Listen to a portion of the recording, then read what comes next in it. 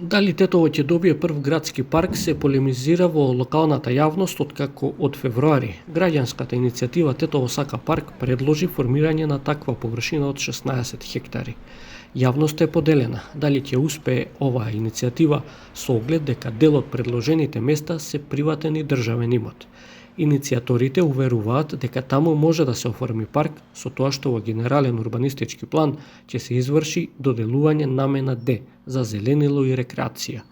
Неделава за првпат имаа средба со градоначалникот, тој претходно во изјави изрази скептичност поради долговите на општината, но и не ја отфрла иницијативата. Идејата е одлична, јас ги поздравувам, ги охрабрувам да продолжат, затоа што на Тетово и треба такви иницијативи кои ќе се залагат за остварување на нашите заеднички права и јавни права кои ни недостасуваат во ова модерно време кога сите трчаме по нашите лични права, по нашиот личен интерес.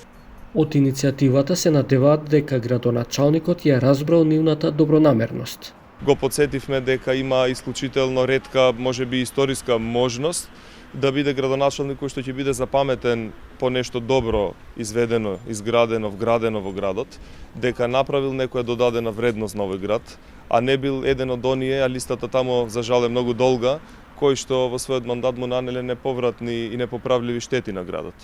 Иницијаторите сметаат дека лошата финансиска состојба на општината нема да биде главна пречка и дека има многу можности.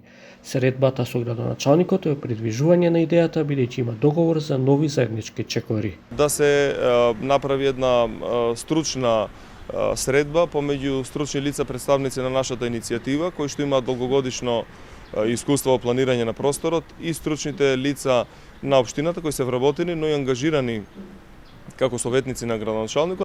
Тетово нема зелен простор поголем од 1 хектар, што е минимум за една површина да се нарече парк.